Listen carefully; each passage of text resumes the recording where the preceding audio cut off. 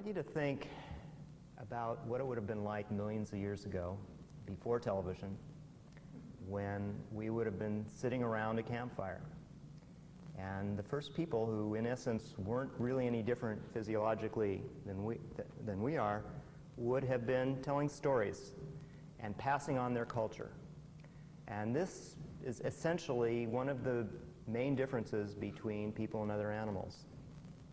So this sort of bathing in the glow of our fantasy world is a very human thing.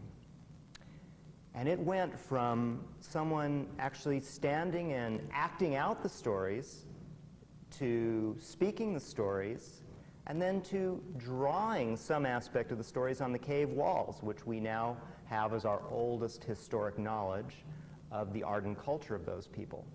So those images on those cave walls are really the ancestors of communicating with images. Now, we don't know exactly what those images meant, but they went from representational to symbolic, as hands were put up against the wall as well as pictures of animals. And then from there, as culture developed, we had pictographs. We had drawings not of things, but of representations of things, which eventually became alphabets. And then alphabets combined with pictures, and then we had words and pictures, which developed into our contemporary art form known as comic strips, published in comic books. So that's what we're going to look at today, from the beginning up until the birth of the modern comic book, with some look at comic strips, and focus on the symbolic representation of the stories that make us human.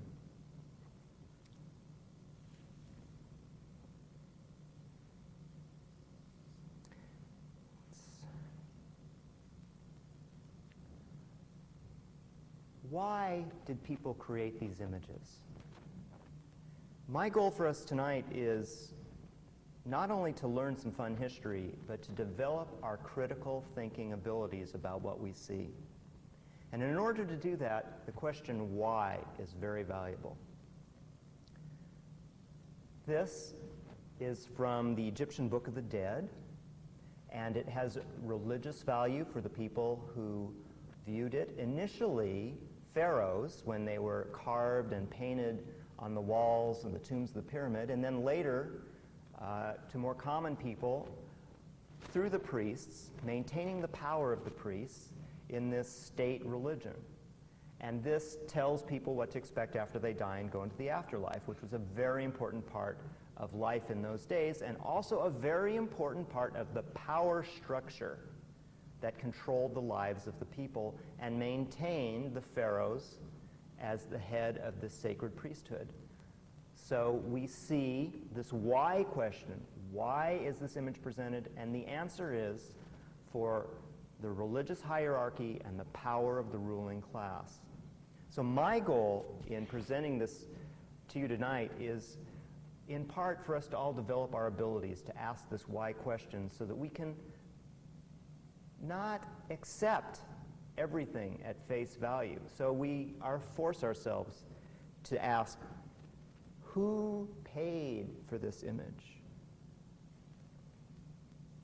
Who paid for this image? The Caesars. This is a picture of the Trajan column, a bas-relief on a very large stone obelisk that was in a central square as the people walked past. In essence, this is an 1,800-year-old billboard parading the triumphs of the soldiers who, in this case, were fighting the Dacians, which is modern-day Hungary, and bringing back the spoils to Rome. So support your local soldiers. Your taxes are being put to a good cause. It's a bas-relief, about 200 AD.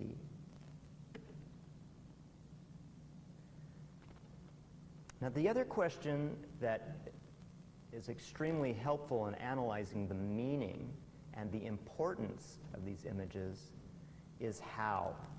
We had why and we had how. How often means new technology. And here we see the introduction of paper by the Chinese. Well, you can imagine the difference in production costs. And so the producer is no longer necessarily the most powerful force in the nation. Now, in this case, this is a picture of the Diamond Sutra, Buddhist teaching, along with the pictographs, the word images along one side.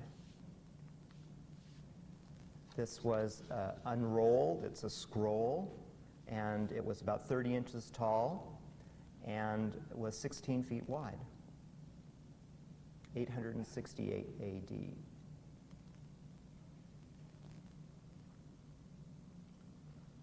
This is from an illuminated manuscript.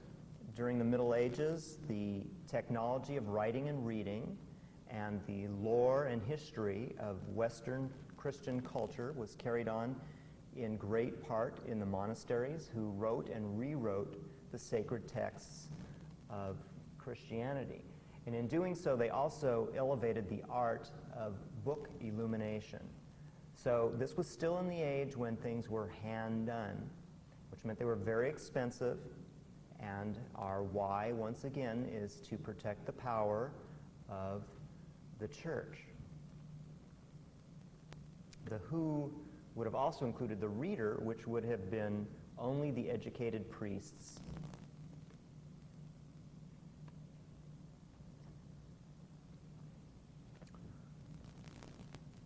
Who, the most powerful person in England? William the Conqueror, the Bayeux Tapestry, 1200s. This depicts the conquest of England by the Normans, who sailed across the English Channel. And you can see them in the upper panels as they build their boats, then cross the sea, and here they are with their horses getting into the boats, and then there's the boats at the bottom crossing the sea, where they kicked ass on the Saxons and took over, building their giant castles to keep down the local populace. So those Romantic castles we all see are basically forts that enabled the conquering Normans to take control over much of England. This would have been on the side of the castle wall where the conqueror used it to trumpet his triumphs. And here I'd like to introduce a term, bias of survival. What stuff lasts? Is it the cheap paper stories? Is it the revolutionary pamphlets? Or is it the property of the wealthy ruling classes who maintain their edifices, maintain their artwork? So, yes, there may have been some revolutionary diatribes against those damn Normans, but they weren't kept in the castles or later in the museums, and so we don't see them. And in the history of comic art, this is a major tragedy. I'll show you some later works that are the ancestors of what we come to know today. But let's face it, most comics today are cheap, and they weren't made to last. Oh, excuse me. Let's get this again. It's the ghosts. This is a tarot card.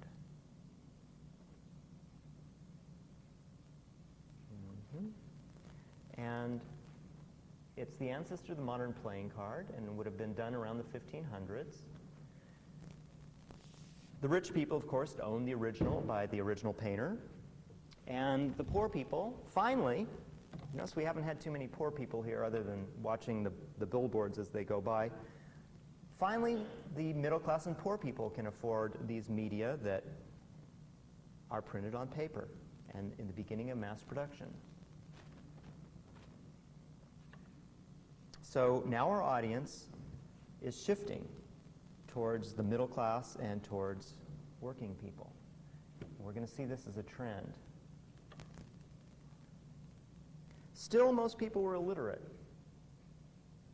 And so, in order to attract commerce for the growing mercantile class, signs were done in images as well as pictures.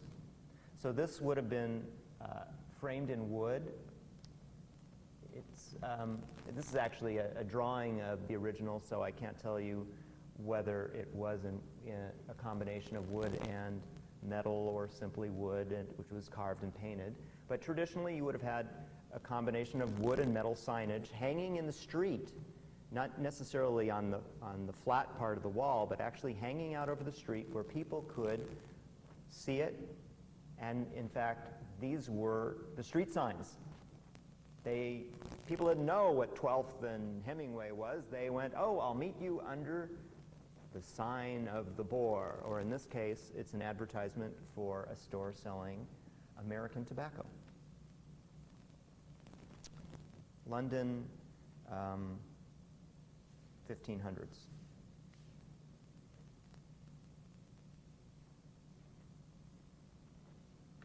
So, our why now must include how as a new technology took over the world. And we are really looking at the transformation of popular culture as it became possible for normal people to obtain art, normal working class people. Now, in this case, it's by Albrecht Dürer, and it's the Four Horsemen of the Apocalypse, a ostensibly religious scene, but notice how close we're getting to our modern, violent, active posters, movies, comic strips, the most dramatic possible moment, and the most dramatic scene of this story, which depicted the end of the world, basically. Now, the interesting thing in terms of comics history is that we're looking at a new technology that enabled prints to spread. So while wealthy people did indeed collect these prints, and you can actually still buy this print for an amazingly under $1,000 masterpiece of Western culture, cheaper knockoffs were done, and common people could get them. Now, the technology that developed at the time was the use of metal engraving. So silversmiths were commonly the original people who made engravings and then traded them throughout Europe.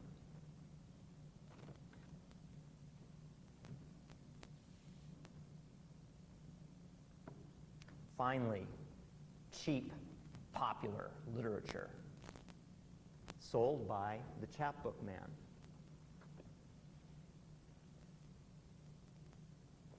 Now, this is a 19th century print, but this character would have been seen from the time of the early print revolution throughout Europe, 1500s, 1600s, 1700s, 1800s, 1900s.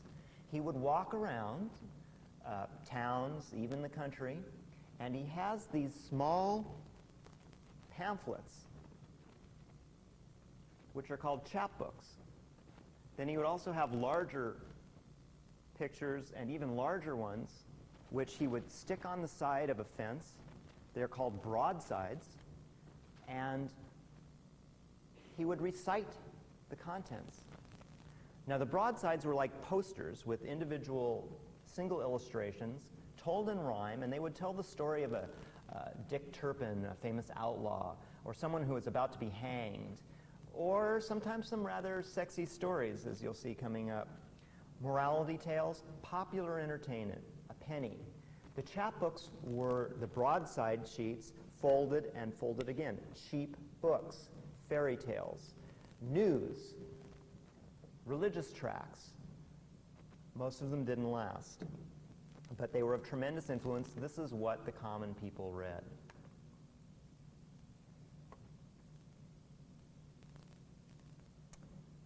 Now, this is one of the broadsides I told you about.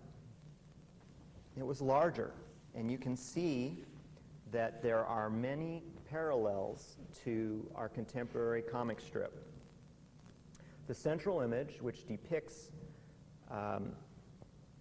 symbolically an attack on the Spanish Castiles, that's their castle, by the Ram of God, and it's propaganda for the Dutch-Spanish wars.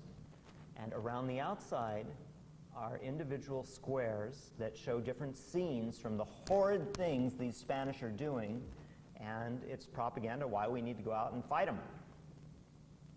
In terms of comic technique, we see big image, much like the splash page in today's comics, and then the story told in consecutive panels. We don't have word balloons yet, but right here is actually a word balloon, and it says "Meeny, miny, tinkle, a parson," and this is some giant ram coming down. And I'm sorry, my Latin has temporarily escaped me. Can anybody in the audience translate that for us? One of the failures of contemporary educational system, Latin isn't required.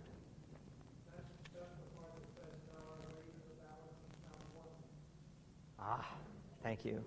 Weighed in the balance and found wanting, and may your castle perish forevermore.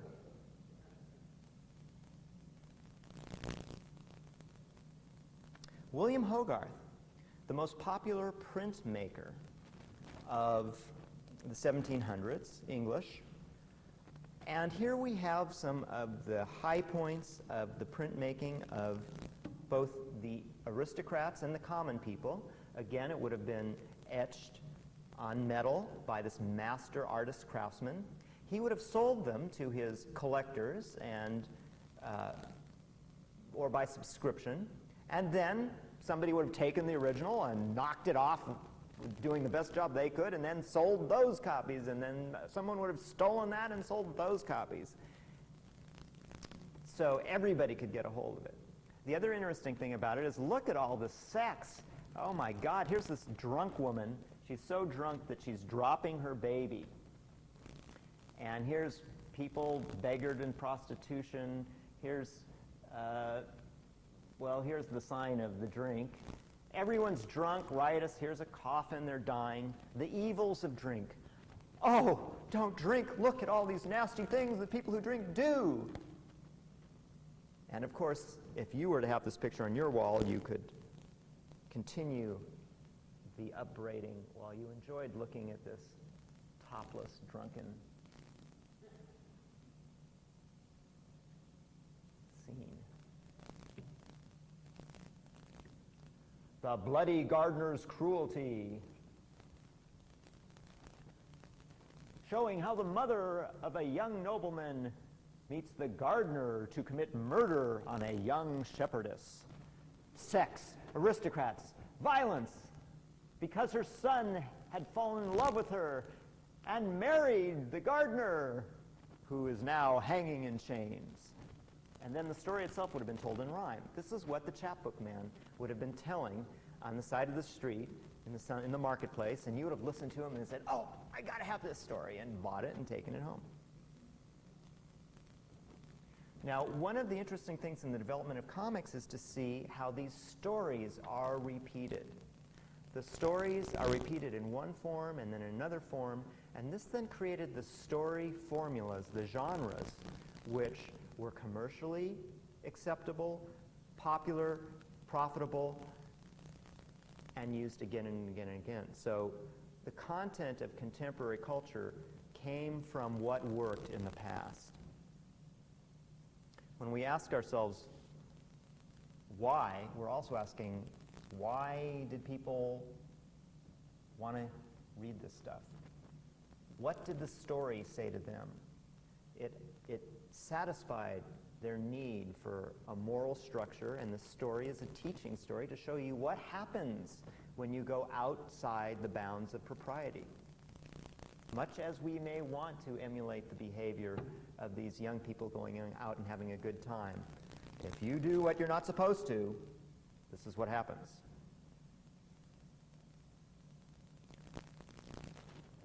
It is virtually impossible for us today to understand how much people loved pictures.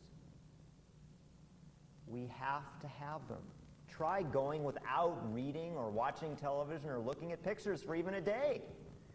Imagine that huge hunger which was finally met when cheap printing made the popular print widely available.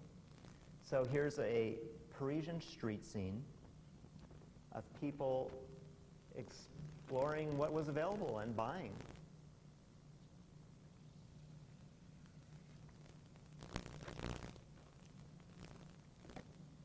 Of course, the popular prints were the ones that were done again, and then that genre was encouraged.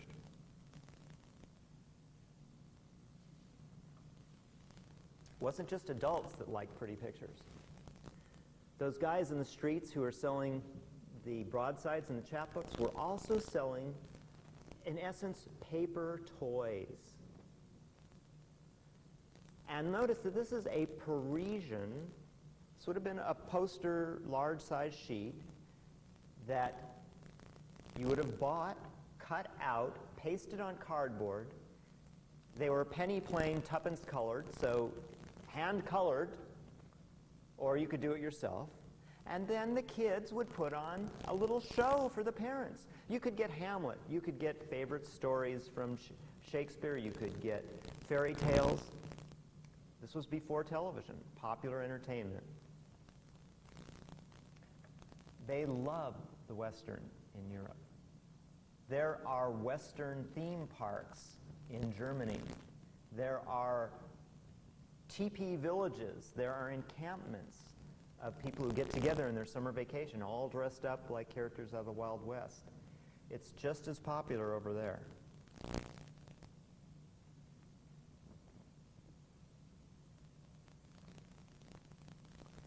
So when we ask ourselves, how do the words and pictures come together, it goes very strongly back to when we learned our ABCs. Remember the apple for A. There's a tradition in children's books of illustrating the alphabet with pictures. And that's what this was. Every kid would have had one when they learned to read. So from the very earliest times of our learning to read, we learned to read pictures and words. 19th century image.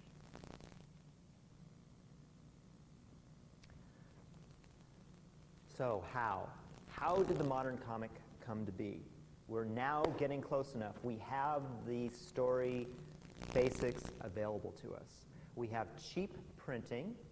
We have, by the 1600s, 1700s, at least by the 1800s, an educated populace. Cheap paper, and a little bit of something that had been very rare, and that is the freedom to criticize the king. And that's what we have here. The king, the pair. They actually got away with it. They didn't die. They didn't exactly get away with it, but they didn't die.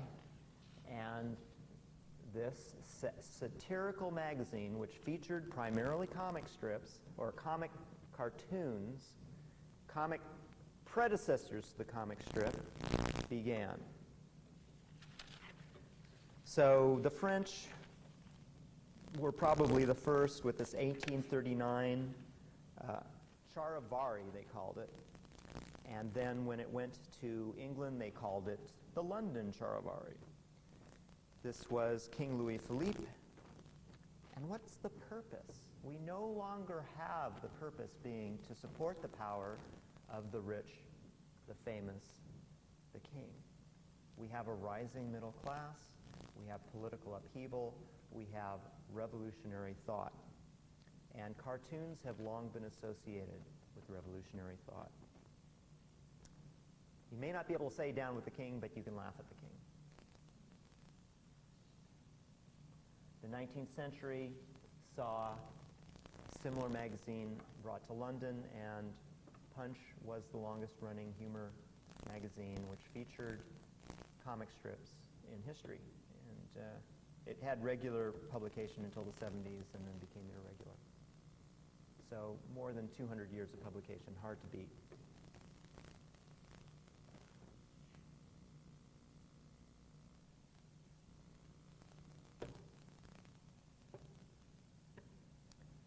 Today we think of the novel as the highest form of literature, but this was not always so. In fact, people used to rail against the novel the way we rail against violent movies and cheap comic books. The novel was a popular entertainment form, but it did not come out in books. it came out in serial magazines, just as the adventures of Superman and Batman and Spider-Man come out today.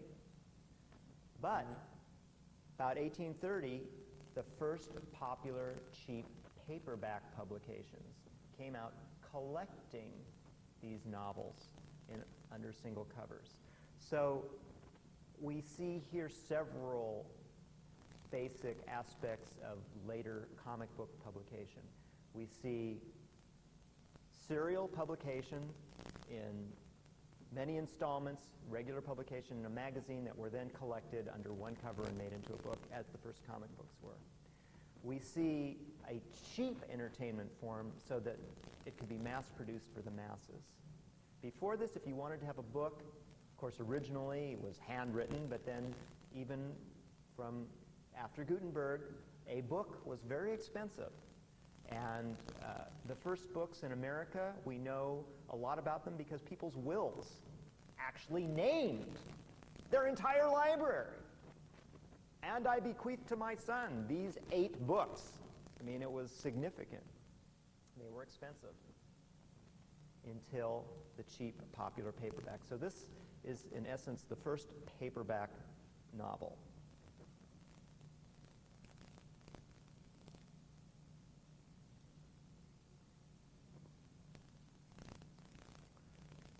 So we talk about these magazines. What were the magazines? The magazines were the most important news medium of the 19th century. They were the most important mass medium along with newspapers. And they were a lot like today's news magazines, and also they influenced today's comic books. So this was Harper's Weekly. Harper's is still a major publishing house. This is a contemporary drawing of a Civil War battle that appeared on the cover of this news magazine in New York a week after the battle occurred. Artist reporters were on the scene drawing what was happening. Then the rough drawings would be a courier would come up on horseback, the artist would give the drawings, the guy would gallop off until he finally got to a railroad, and then he'd jump on the railroad and haul ass to New York, where engraver would very carefully compose the sketches and make this cover. Now inside, of course, there's mostly text, but I'll show you in a moment another drawing that has many similarities to later comics. It's worth noting that these were widespread, they had big circulations, and the cost of producing them was quite expensive. You have your artist reporter on the scene, you have your transportation, and you have a $300 wood engraving. That was a lot of money. So this was a double-page spread, a contemporary. This was actually right after the Civil War, and here's the free black family, and surrounding it are images from the era. Somewhat like a comic book, this I would call a montage. There's no consecutive panel-by-panel sequence, but it's very much like a comic, particularly like a dream sequence. It's about the best we're going to get. Here's the female slave being whipped, the male slave being tortured in front of a fire. Here's a person speaking on behalf of emancipation. The whole story. So this type of you could call it propaganda, you could call it reporting, influenced public opinion that did indeed lead to both the Civil War and the end of slavery.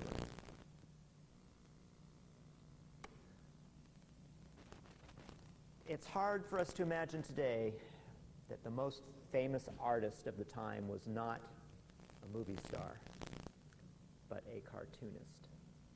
This is probably the most famous cartoonist in American history, Thomas Nast, the most powerful cartoonist and, for the time, the most powerful journalist in America. Thomas Nast, a cartoonist, whose cartoons appeared in the very same Harper's Weekly. For almost 30 years, this man named the president. The ones he attacked did not win. The ones he promoted won. Only one in his 28-year drawing career did not win. This picture here depicts the cruelties of the Boss Tweed gang, raping New York. And symbolically, that's what this tiger is doing to the people of New York. And Boss Tweed and his gang are in the stands urging them on. One of the most corrupt administrations in American history, brought down by a cartoonist. And it was he who did it. It was not the reporting. The reporting came along with it, after it. It was the cartoons that did him in.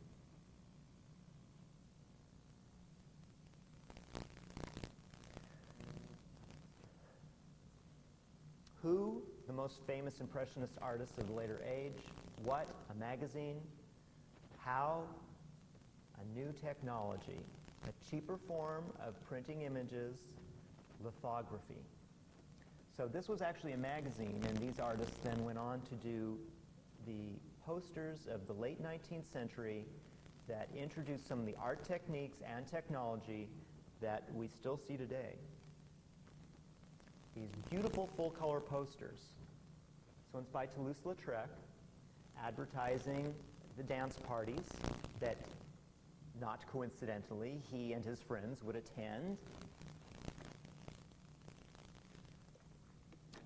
So this new technology of stone printing, lithography, enabled multicolors to be run relatively inexpensively. They had flat stones which were drawn upon with grease pencils and then inked. The ink only adhered to the non-grease pencil area, and then the paper was affixed, and then you would do another stone with another color, line it up carefully, and you could get full color. This technology also influenced the way the images were drawn. You see, we have big blobs of color. We don't have a lot of little detail. We have dramatic shapes. That registration is not absolutely important. Registration is how one color hooks up with the other color. If they're too far off, the colors stick outside the lines, just like when you were crayoning when you were a kid. You didn't want that color to get outside the line. We also have a dramatic use of negative space. So this character here is outlined by the white space here and the black space and brought to the foreground.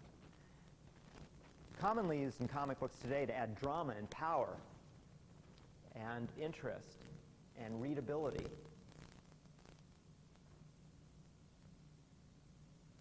If I were to interpret this, I would say it's a prudish gentleman refusing the attractions of the dancing girl.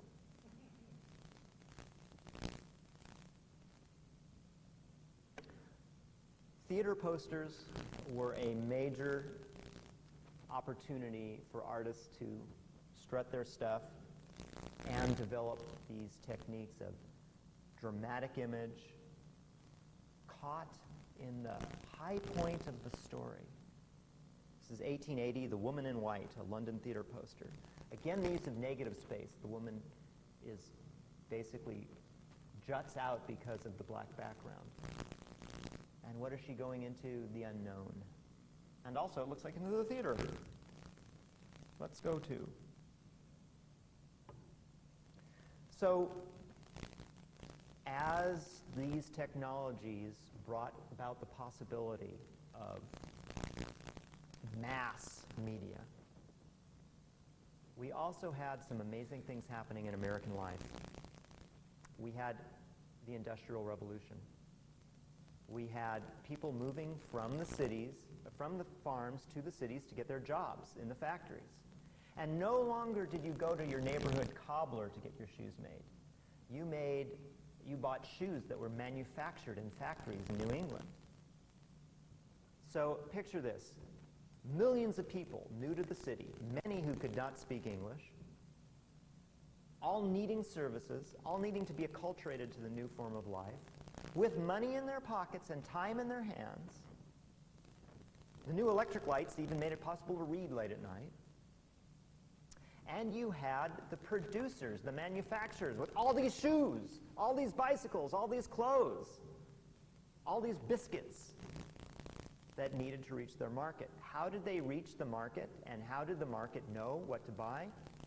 Advertising. And what's the most attractive thing you could show a male? A naked woman. Therefore, naked women and bicycles. Naked women in anything.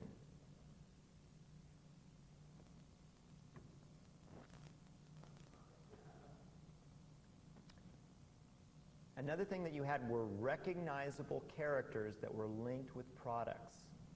And this is the Michelin Man. He stands for the tires.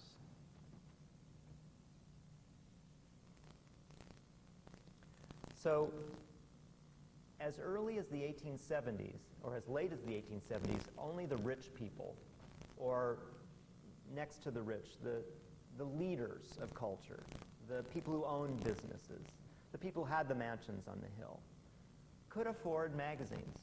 They were more than a day's wages for most people, and one reason was because $300 is what it cost to make one of those wood block images.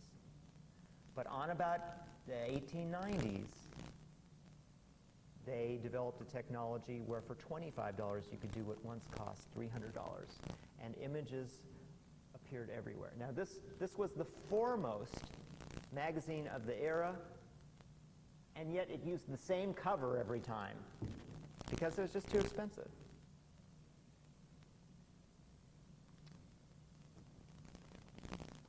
So this is a poster advertising these newly popular magazines, in this case Harper's. Notice again the same techniques of repeated forms, the use of the other forms, pushing the front forms out to your attention. So this is what happened. 10-cent magazines, 1895, 300 pages full of pictures, full of news of celebrities and vaudeville stars and singers and dancers and plays, and advertising, the advertising page of the magazine. Circulations in the hundreds of thousands. And so began our modern age of the mass market magazine. Now this was a general interest magazine, and soon we're going to see special interest magazines. This in essence set the stage for our current multimedia scene.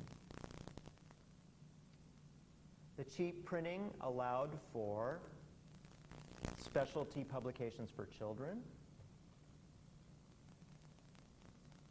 beautiful printing in a book that any kid could get for Christmas. And now we come to specialization, and with the specialization we also see the advancement of the techniques of the comic strip. The illustrated police news. Person being hanged, just like in the broadsides. Here's the big audience. And then we see the individual scenes that led up to the hanging with a word caption. The execution of Frederick Baker for the murder at Alton. Just like the old broadsides, but now instead of just one picture, we have many, and the inside was full of pictures that told the story. This is a dime novel. It's the size of a comic. It's got the full color cover. They came out regularly. It's got the Western theme. In this case, we have a good guy as the Indian. The inside was text. It cost a nickel. Sometimes they cost a dime. Number 282, a weekly publication.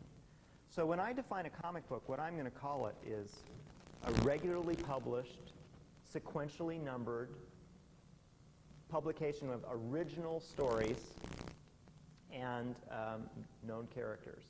That's what today you get the latest issue of Superman or Spider-Man. It's the latest adventure, it comes out regularly, and it's full of comic strips. Now this fulfills all of those things except it's not full of comic strips.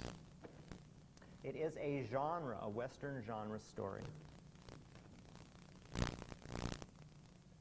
Another popular genre story were young athletes, especially if they'd gone to college. Now, I want you to know that during the Civil War, during the timeouts between battles, the soldiers of the North and South would follow the middle of the field and trade these dime novels back and forth.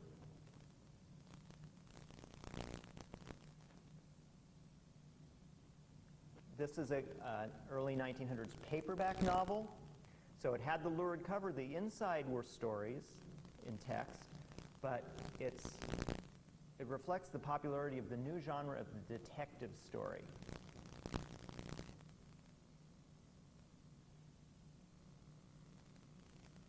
Along with the merchandising of everything in the magazines and newspapers, we had the merchandising of everything through the use of premiums. And premiums have an important part in the history of comic books. The first comic books were premiums. Send in the wrapper of this piece of soap and you will get the first comic book, in essence. Popular full-color images, people just collected them like crazy, were used to sell all sorts of things. In this case, cigarette cards. They would pack the cigarette cards in the cigarette package. Well, at first you didn't have roll-your-owns, but then you got roll-your-owns and you needed to keep them from getting squashed. And every kid had an uncle who would save him his cigarette cards. And they came in series, forced you to go back and buy more. You want the Butterfly Girls, you got to go get the latest one. Medals, Butterfly Girls, Vaudeville Stars, Hunters. These are only about two inches tall.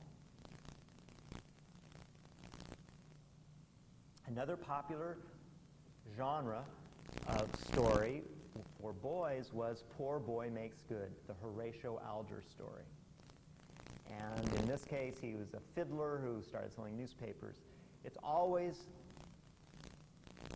young people adapting to the newly industrial society through hard work and the values that they wanted instilled and learning a new job. So you get the behind-the-scenes look of how to succeed in a new job.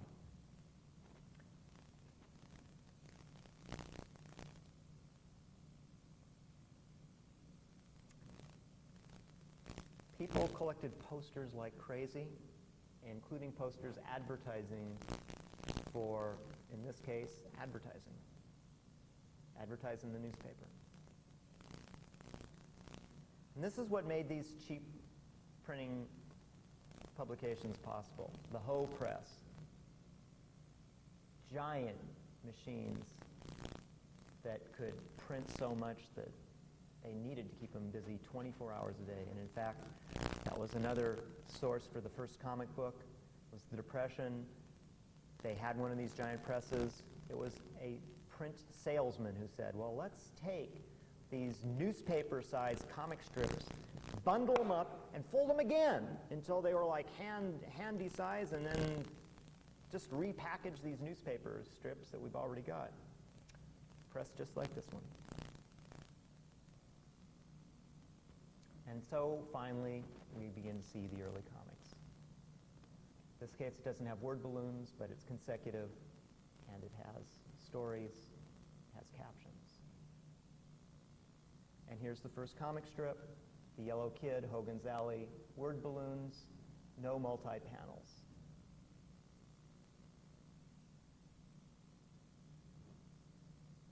Another Yellow Kid. This is the very first years of the new century.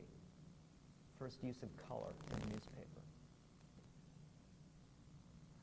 And arguably the first comic book, though not by my definition, a collection of stories reprinted in a hardbound book. The format never caught on. But it is full of comic strips. Some of the early comic characters who went on for many years, Mutt and Jeff, Cats and Jammer Kids, full-color Sunday sections, syndicated throughout the nation.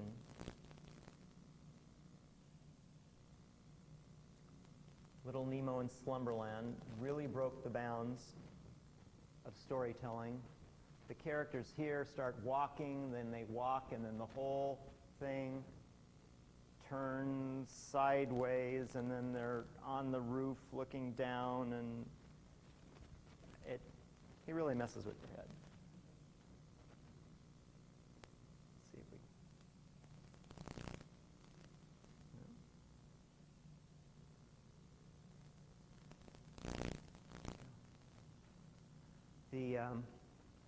The little racist black character here was very common in popular culture. Hard to accept today, but ethnic humor was the major form of humor. And the number of comic strips and cartoons that included objectionable stereotypes were so great that we couldn't even really number them. My guess would be about a third, maybe a fourth.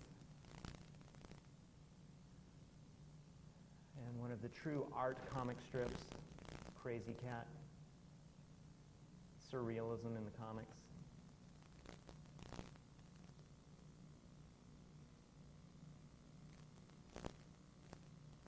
Combined with Southwestern imagery. Another possibility for the first comic book, Comic Monthly. So now we have recurring editions. They were, however, reprinted, and it was not in a format that... They were kind of like little golden books with cardboard covers. Now, at the same time these developments in printing were going on, we also had the development of film and the cartoon technology. This is a poster for the first successful movie theater, the Lumiere brothers in France.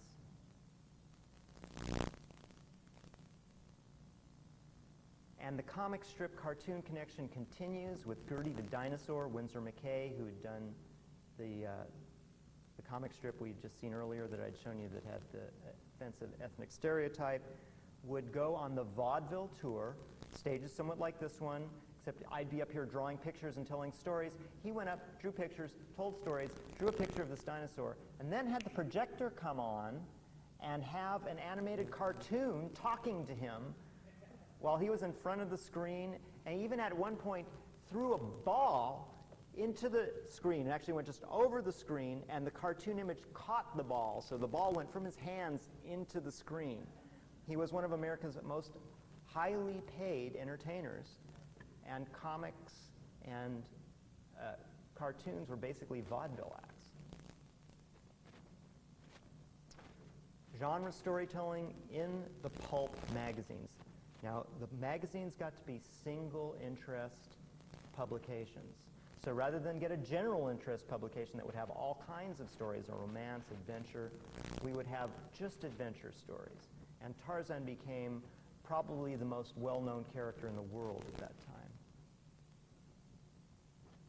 Aviation heroes, another genre. Remember, we had Lindbergh crossing the Atlantic. Gangbusters, magicians, strongmen. This format was the Big Little Book, came out in the 30s, had a page of text, and then a page of comic strip. Now, the science fiction pulp magazines were among the most popular. This is the first appearance of Buck Rogers. He's flying. He's got a backpack. Then he made it into the newspapers, the Buck Rogers comic strip. First science fiction comic strip, among the most popular. Amazing Stories, the War of the Worlds cover.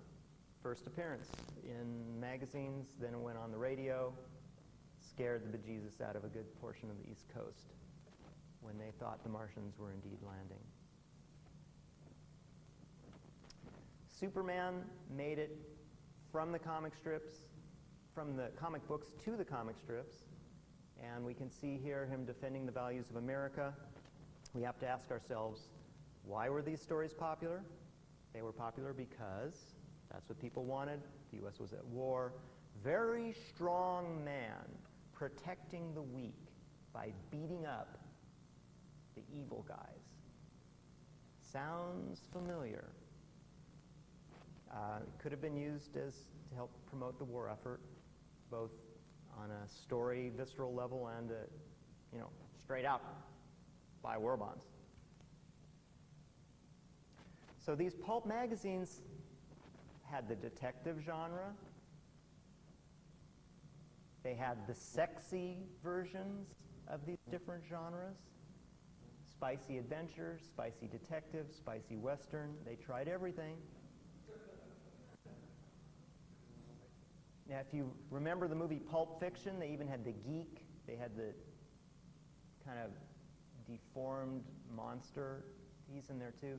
It's also important to remember that these publishers became the comic book publishers. Western, ever popular.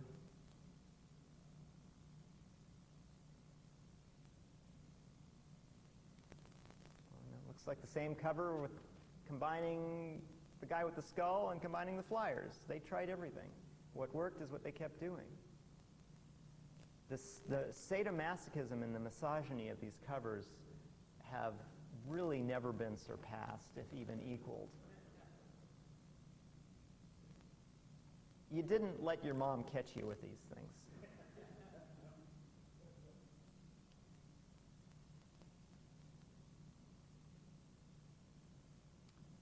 I'd like to call your attention to Doc Savage in the upper right-hand corner. The guys who created the comics read these things voraciously. And many elements from Doc Savage were introduced into Superman, including parts of his name, his secret identity. And in fact, they even have in this advertisement for Doc Savage, they call him Superman.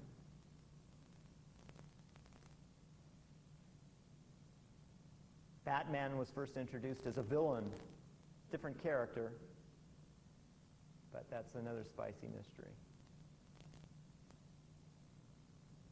And then we finally come to the first comic books, 30s reprints of comic strips in giant form, and then original stories in giant form. These are comic books. They're just not the ones we know today, and here we have the ones we know today. And so these were the first comic books. Original publications, first reprinting the comics, and then with new comics. And Famous Funnies is generally, in the upper right-hand corner, considered the first of the modern comics. Now, Detective Comics was the first with all one genre. Just as the pulps, they thought, well, gee, if people will buy a whole bunch of different kinds of stories, the detective fans will buy just detective stories.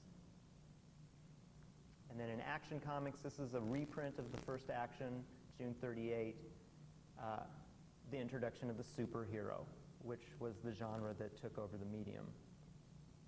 This comic, the original comic in perfect shape, was worth about $125,000 now, 10 cents.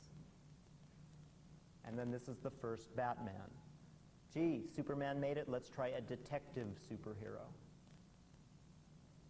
1939. And the hits just keep on coming. So Batman in the movies, Batman in the serials. So I think this is as far as we'll take it. I'll stand up here next to our hero and just... Thank you.